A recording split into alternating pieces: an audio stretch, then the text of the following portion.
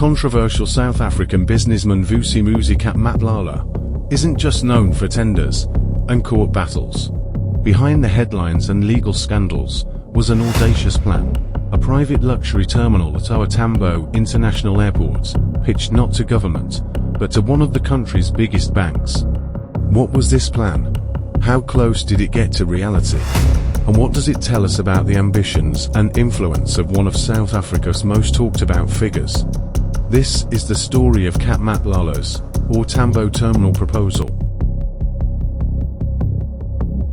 Vusimuzi Cat Matlala is a businessman and tenderpreneur from Pretoria, once moving in mansions and luxury cars, now behind bars facing charges, including attempted murder, conspiracy to commit murder, fraud and money laundering. Matlala's companies won lucrative state contracts, most notably our 360 million SAPS Health Services tender, later cancelled amid allegations of procurement irregularities. But beyond tenders and courtrooms, Matlala's ambition stretched into private aviation infrastructure. And that's where his OR Tambo proposal comes in. In 2023, Matlala began pitching an idea that would, if realized, have given him influence over one of South Africa's most strategic national entry points, OR Tambo International Airport. According to investigative reporting, he submitted a concept plan to Nedbank, seeking 70 million rand per year in funding to build what was described as the Green Lounge, a luxury private terminal and VIP lounge at the airport's cargo terminal. The proposal wasn't just another airport lounge. Matlala envisioned a facility that went far beyond typical premium services. Documents reportedly secured by investigative journalists showed that Matlala's concept included more than fine dining and comfort. According to the proposal, the terminal would offer exclusive fine dining, bars, smoking lounges, sleep pods, and private workspaces for high-net-worth guests. It promised fast-track immigration and security screening services, typically reserved for state officials or diplomats.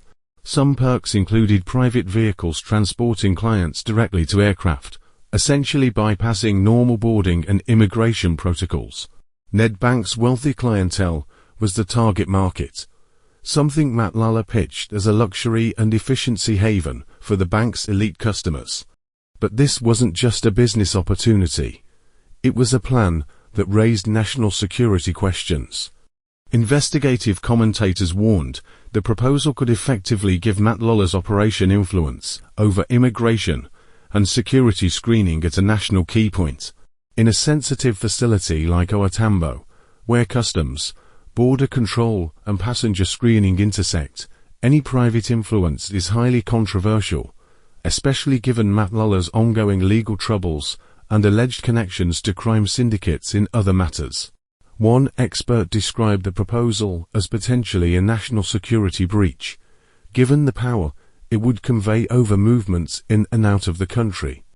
Despite repeated meetings with Nedbank and site visits with bank representatives, the proposal ultimately did not proceed.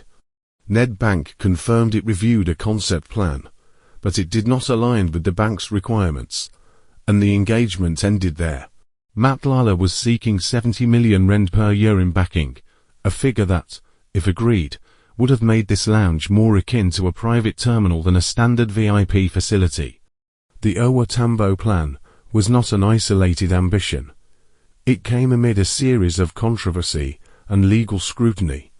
Matlala's companies were linked to high-value government contracts and investigations into irregular procurement.